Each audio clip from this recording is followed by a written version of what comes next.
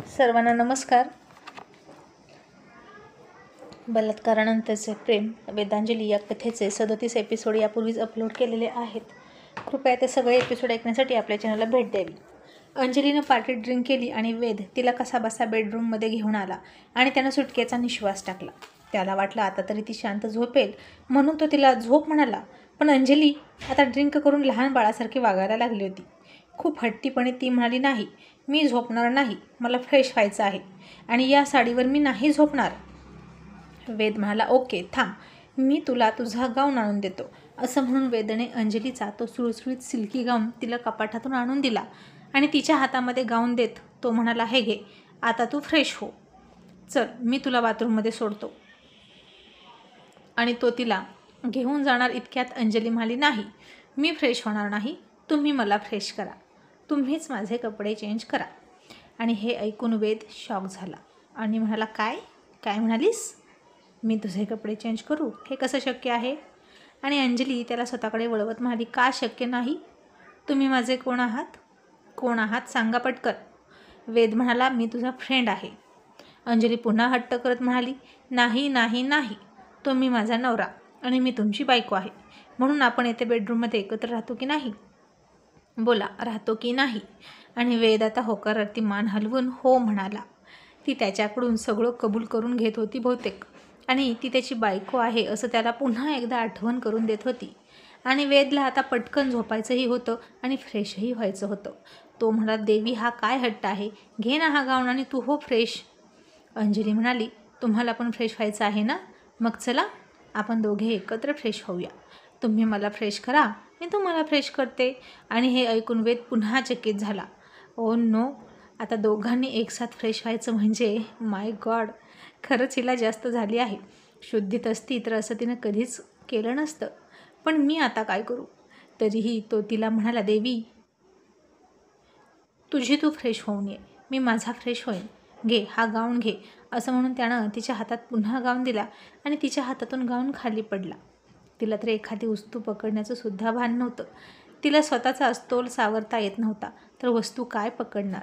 आणि अंजली आता तिथेच तिच्या साडीची पिन काढायला लागली आणि तिनं ती काढलीसुद्धा आणि सगळा पदर तिचा छातीवरून खाली आला. आणि त्या काळ्या साडीतली, काळ्या ब्लाऊजमधली गोरी गोरी अंजली आणि तिची ती उभार छाती पाहून वेदनं लाजून डोळ्यांवर हात ठेवले आणि म्हणाला, हे तू काय करतेस? हे इथे नको असं काही करू, चल मी तुला बाथरूममध्ये नेतो. असं म्हणून त्यानं पुन्हा तिचा पदर तिच्या अंगावर टाकला आणि तिला सावरत बाथरूममध्ये घेऊन गेला आणि तिला तिथे उभा केली. पुन्हा हातामध्ये गाऊन दिला आणि म्हणाला, पटकन चेंज कर. आणि बाथरूमच्या बाहेर येऊन तो उभा राहिला आणि डोक्याला हात लावून म्हणाला, बाप रे, झेपत नाही तर हिनं ड्रिंकला का हात लावला? मग पुन्हा वेद स्वतःशीच म्हणाला, पण वेद, तिने मुद्दाम हात लावला का? हे तर तिच्याकडून चुकून झालंय बहुतेक. आता नशीब वेदला इतकं तरी खात्री होती की अंजली कधीच असली चूक करणार नाही. तिच्या बाबतीत त्याचा गैरसमज आता होणं अशक्य होतं. मग अंजली बाथरूममध्ये होती आणि वेद बाहेर होता. अंजलीने कशीबशी साडी काढली, ब्लाउजचे 2-3 हुक काढले आणि इतक्यात त्याला काहीतरी जोरात आपटल्याचा आवाज आला. ओ नो, देवी पडली की काय बाथरूममध्ये आणि तिला जखम झाली तर? असं म्हणून वेद पुन्हा पटकन मागचा पुढचा विचार न करता बाथरूममध्ये घुसला तर अंजली खरंच खाली पडली होती आणि तिला मार लागला होता. नशीब रक्त निघालं नव्हतं आणि ती कोपर चोळत लहान मुलीसारखी रडत होती.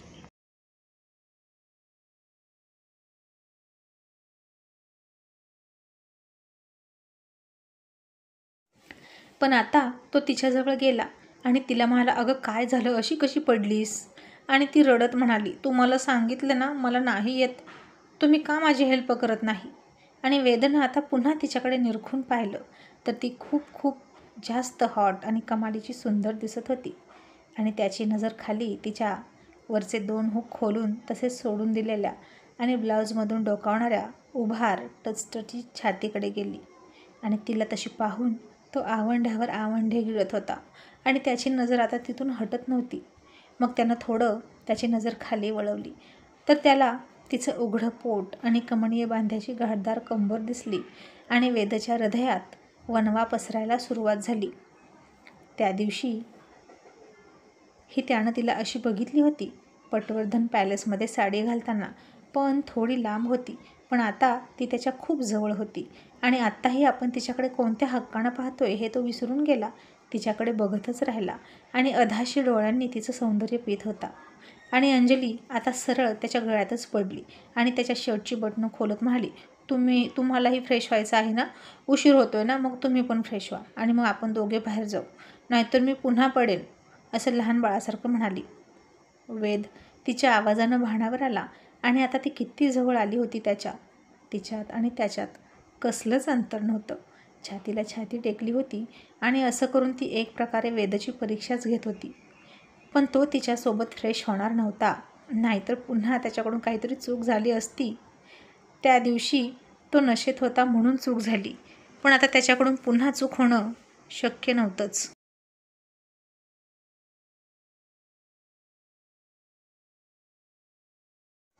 पण तिच्या इतक्या जवळ असल्यामुळे त्याचे हात शिवशिवत होते तिला स्पर्श करण्यासाठी.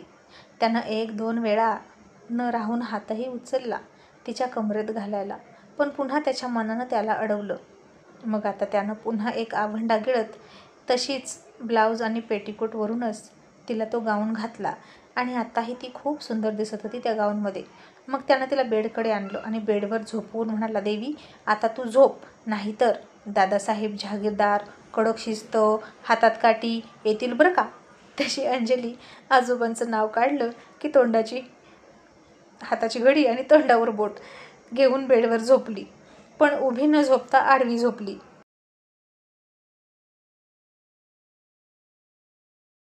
वेदने पुन्हा तिचे पाय उचलले आणि तिला सरळ झोपवली.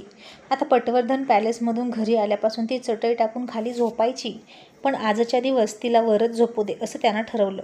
फक्त जवळ जायचं नाही आणि एकमेकांना टच करायचं नाही. मग ती झोपली असं समजून त्यानं सुटलो बाबा एकदाचा असं म्हणून कमरेवर हात ठेवला आणि स्वतः फ्रेश होऊन आला.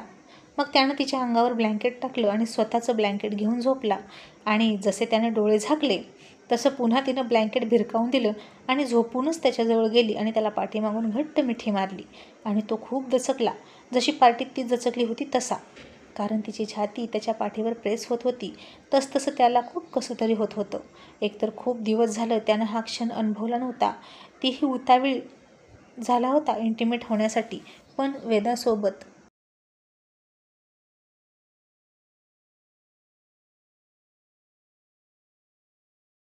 पण इथे मात्र अंजली त्याच्या खूप जवळ होती आणि आता त्याच्या प्रणय भावना त्याला आवरता येत नव्हत्या.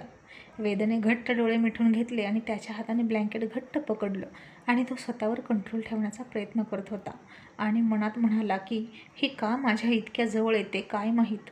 मला आता स्वतःवर ताबा ठेवणं जड जाते. मी वीक पडतोय का देवीसमोर? नाही, पण मी एकदाच वीक पडलो, फक्त त्या रात्री. नंतर मी वीक पडणार नाही. पण आता हिचं काय करू, हिला कसं समजावू? आता इथे वेदा असती तर त्यानं झटकन मागे वळून तिला आवेगानं मिठीत घेतलं असतं आणि आताही त्याला तसं करू वाटतच होतं.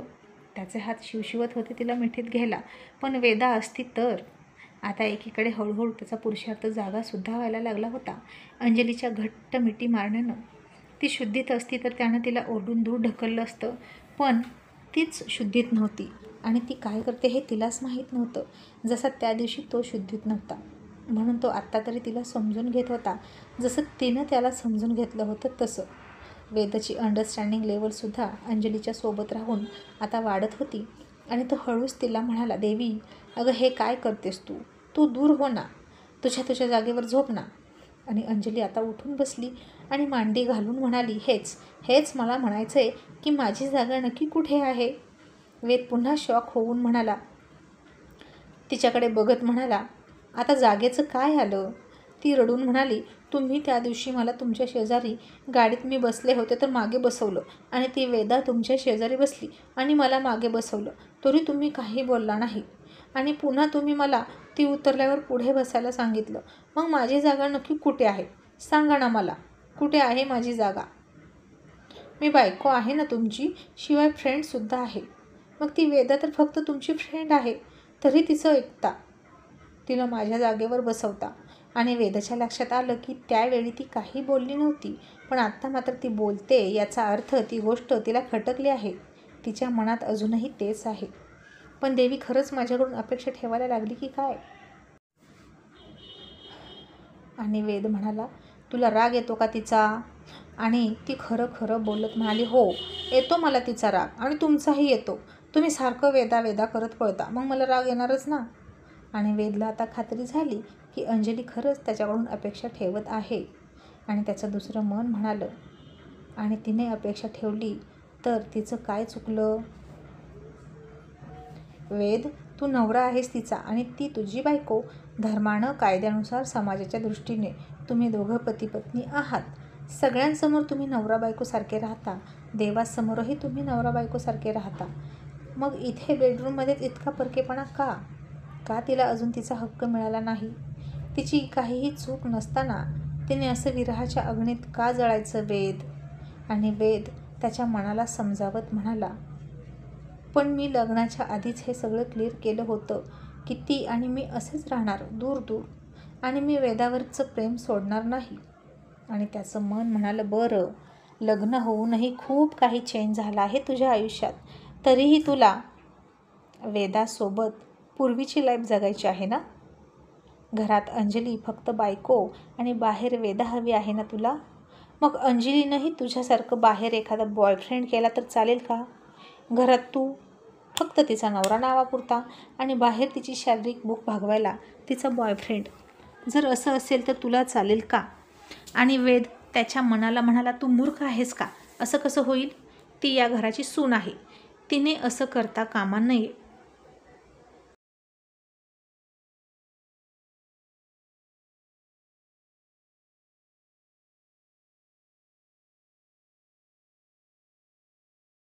आणि त्याचं मन आता त्याच्यावर हसायला लागलं आणि म्हणालं, अरे वा, म्हणजे तू या घरचा मुलगा आहे म्हणून तू काहीही करशील का? तू तुझ्या सगळ्या इच्छा पूर्ण करून घेशील आणि तिने मात्र सगळ्या इच्छा मारून जगायचं का? अरे बघ तिच्याकडे, ती आसुसलेली आहे तुझ्या जवळ येण्यासाठी. ती आता नशेत आहे म्हणून तुझ्यापासून एक क्षण दूर राहीना.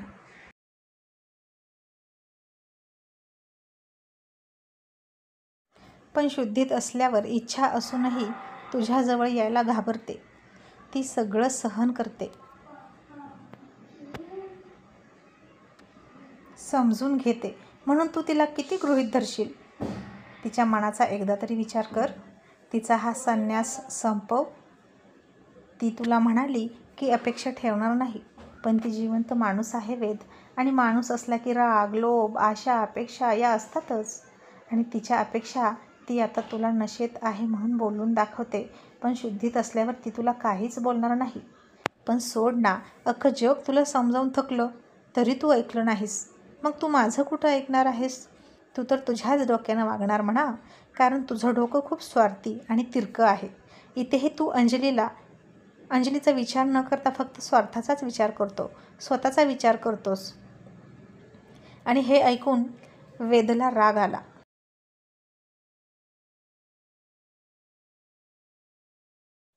आणि तो म्हणाला, नाही, मी देवीला फसवत नाही, बिलकुल नाही. मी तिचीही काळजी घेतोय. आणि तू कोण मला सांगणारा?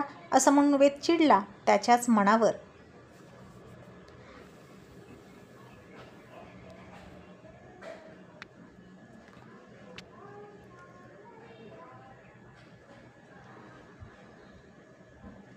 आणि त्याचं मन म्हणालं, तिच्याकडून ज्वेलरी घेतलीस आणि त्या वेदाला दिलीस, तरीही ती समाधानी आहे का? तर नाही. पण तुला समाधानी पाहून अंजली मात्र समाधानी आहे. मग वेदाचं नक्की समाधान कशात आहे हे नक्की तू जाणून घेण्याचा प्रयत्न कर, म्हणजे तुला समजेल. मग वेद त्याच्या मनाला पुन्हा काहीतरी बोलणार इतक्यात अंजली पुन्हा त्याला ओरडून म्हणाली, सांगा ना, कुठे आहे माझी जागा? आणि वेदने भानावर येत इकडे तिकडे पाहिलं तर त्याच्याशी बोलणारं त्याचं मन गायब झालं होतं. आणि त्यानं तिच्या बोलण्यावर कॉन्सन्ट्रेशन केलं आणि मनात म्हणाला, खरंच हिच्या मनात माझ्याविषयी काहीतरी असेल का? नक्कीच असणार. नवरा बायकोमध्ये इतक्या तर अपेक्षा ठेवायच्या असतात, यात तिचीही चूक नाही. मग तो तिला म्हणाला, देवी, तुझी जागा आहे, ओके, या बेडरूममध्ये आहे, या घरात आहे. आणि अंजली त्याच्या तोंडाजवळ तोंड घेऊन जात म्हणाली, आणि तुमच्या मनात कोण आहे? तिथं आहे का मला जागा? आणि हा प्रश्न विचारून अंजलीने त्याला कन्फ्यूज करून टाकला. आणि आता बराच वेळ वेद काहीच नव्हता बोलत. पूर्वीचा वेद असता तर कदाचित पटकन नाही म्हणाला असता.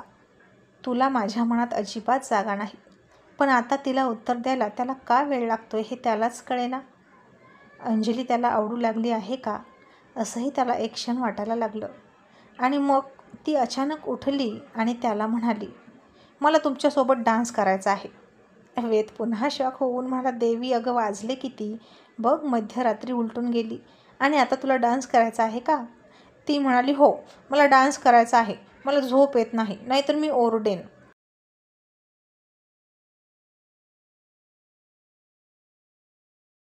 आणि खरंच ती ओरडणार इतक्यात वेदने तिचं तोंड दाबून धरलं आणि म्हणाला, अगं नको ओरडू, सगळे जागे होतील. ती फक्त ऊ ऊ करत होती. मग त्यानं तिचं तोंड सोडलं आणि तिनं त्याच्या हाताला बाईटच केलं आणि वेद वेदनेनं कळवळला आणि ती खट्याळपणे हसायला लागली. आणि वेद तिच्याकडे बघून वैतागून म्हणाला, काय करते ही काय माहीत, आज हिला नक्की असं झालंय काय, नुसती आउट ऑफ कंट्रोल झालेली आहे. मग ती म्हणाली, मग थोडा डान्स करा ना माझ्यासोबत, नाहीतर मला अजून ज्यूस द्या, मी पिऊन झोपेल. आणि वेदचा खरंच नाईलाज झाला आणि त्यानं थोडंसं म्युझिक लावलं हलक्या आवाजात आणि अंजलीने त्याच्याकडे पाठ केली. आणि काहीच न कळून वेद म्हणाला, आता काय करू? ती म्हणाली, माझे केस मोकळे करा. आणि वेदला आता थोडं हसायला आलं. पुन्हा एकदा त्यानं हलकेच तिच्या रेशमी केसात हात घातला. तिचे केस मोकळे झाले आणि त्याच्यातून निघणारा सुगंध त्यानं छाती भरून घेतला. आणि त्याच्याही नकळत तो पुन्हा पाठीमागून तिच्याजवळ आला. तशी ती पुन्हा शहारली आणि त्यानं तिचा हात घट्ट पकडून डान्स करायला सुरुवात केली.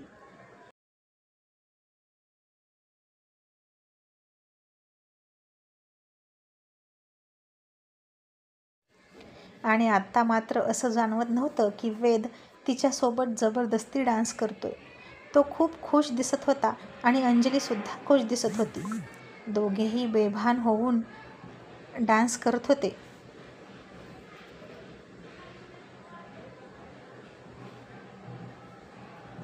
आणि आत्ताचा हा डान्स मघाच्या पार्टीतल्या डान्सपेक्षा खूपच क्लोज चालला होता.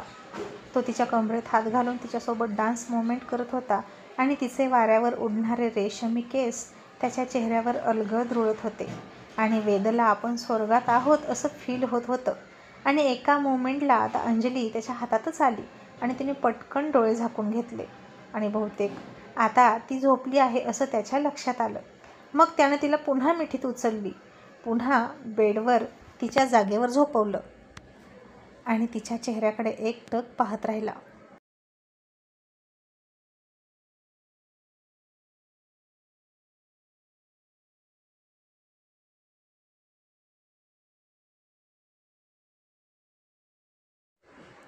आणि का कुणास ठाऊक आजची अंजली त्याला फार आवडली आणि तो तिच्याकडे बघतच झोपला त्याच्या जागेवर.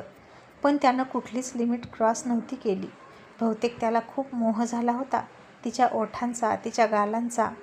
पण त्यानं त्याची लिमिट क्रॉस न करता फक्त तिच्याकडे पाहत राहिला आणि तिच्या ओठांकडे बघून गालातल्या गालात हसत होता. आता त्याच्या जागी कोणताही पुरुष असता तर इतकी सुंदर बायको असल्यावर तिचा मोह झाला नसता तरच नवल. आता तीही झोपली आणि तोही तिच्याकडे बघतच झोपला. आणि सकाळी मात्र पुन्हा दोघेही एकमेकांच्या मिठीतच होते. आणि आत्ता मात्र वेदला पहिली जाग आली त्याच्या ठरलेल्या वेळी. अंजली मात्र आता इतक्यात उठणार नव्हती हे त्याच्या लक्षात आलं. तिचं तोंड त्याच्या छातीजवळ होतं आणि तिने त्याला घट्ट मिठी मारली होती. खूप क्यूट आणि इनोसंट वाटत होती ती. वेदने डोळे उघडले तर त्याचे मंद श्वास त्याला जाणवले आणि आता त्याने शुद्धीत असूनही पटकन तिला मिठीतून सोडली नाही किंवा त्या दिवशीसारखा तिला मिठीत पाहून दचकला नाही.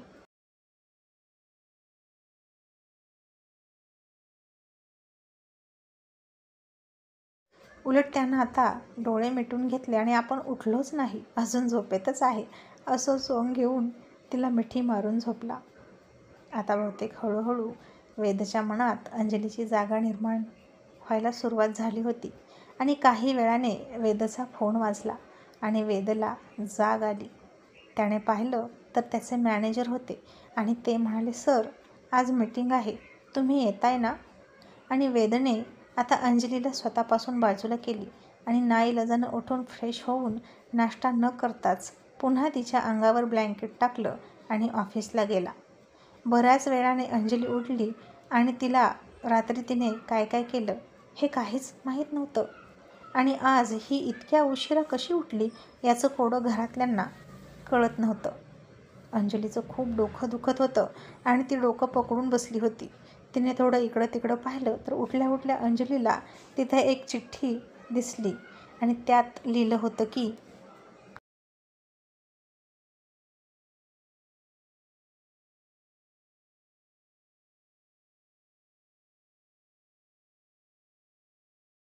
अंजलीला ती चिठ्ठी दिसली आणि त्यात लिहिलं होतं की उठल्या उठल्या तिने काय प्यायचं म्हणजे तिचं डोकं दुखणार नाही.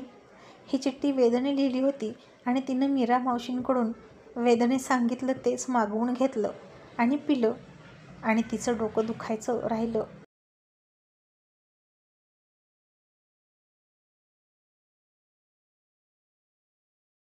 आणि अंजली मनात म्हणत होती, यांना कसं माहीत की उठल्यावर माझं डोकं दुखणार आहे?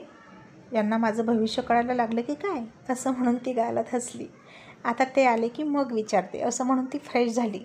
वेदांतिकाला मात्र सगळं माहीत होतं आणि ती सुशीला देवींच्या कानात हळूच म्हणाली, आई, मिस्टर आणि मिसेस जहागीरदार पार्टीत खूप रोमॅन्टिक झाले होते बरं का, आणि आता उठायला असाच उशीर होईल दोघांनाही, कारण ते रात्री खूप उशिरा झोपणार, त्यामुळे काहीही विचारायचं नाही. आणि सुशीला देवी लाजून हसल्या. मग अंजलीला तिच्या उशिरा उठण्यावरून कोणीच चिडवलं नाही किंवा जाबही विचारलं नाही. मग आता त्या दोघांचे न्यूजपेपरमध्ये आलेले फोटो पाहून सगळे खुश, खूप आनंदात होते. किती छान जोडा दिसतोय नाही दोघांचा, असं प्रमिला देवी म्हणाल्या. आणि वेदानं मात्र खूप घाईघाईत पेपर उघडला. अंजलीनं ड्रिंक पिऊन धिंगाणा घातलेली न्यूज बघण्यासाठी, पण तसं काहीच नव्हतं. उलट दोघांचे छान छान फोटो आले होते, मिस्टर अँड मिसेस वेद अशा हेडिंगखाली. आणि रागात येऊन तिने तो पेपर चुरगाळूनच टाकला आणि म्हणाली, मम्मी, त्यानं मला तिनं वापरलेली ज्वेलरी दिली, म्हणजे मी तिचं उष्ट खाणार का? उष्ट तर ती खाणार माझं, तिचा नवरा, जो मी उष्टा केलाय, असं वेदा निर्लज्जपणे म्हणाली. शलाकालासुद्धा याचा रागच आला होता. ती म्हणाली, तू वेदला आत्ताच्या आत्ता फोन लाव आणि इथे बोलवून घे. आणि मग वेदा त्याला फोन करायला लागली, पण वेद मात्र त्याच्या मीटिंगच्या प्रिपरेशनमध्ये बिझी होता आणि तो फोन घेतच नव्हता.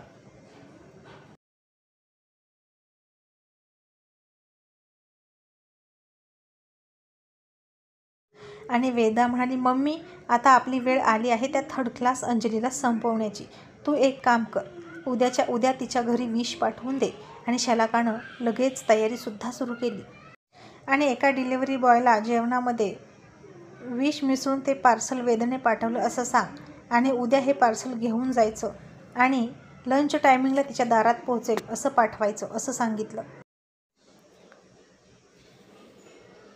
आणि फक्त अंजलीसाठी आहे असं म्हणून त्यात एक चिठ्ठीसुद्धा लिहून ठेवायची की देवी, हे फक्त तुझ्यासाठी, खाऊन सांग तुला आवडलं की नाही. आणि वेदा म्हणाली, देवी खाणार आणि कुठे जाणार?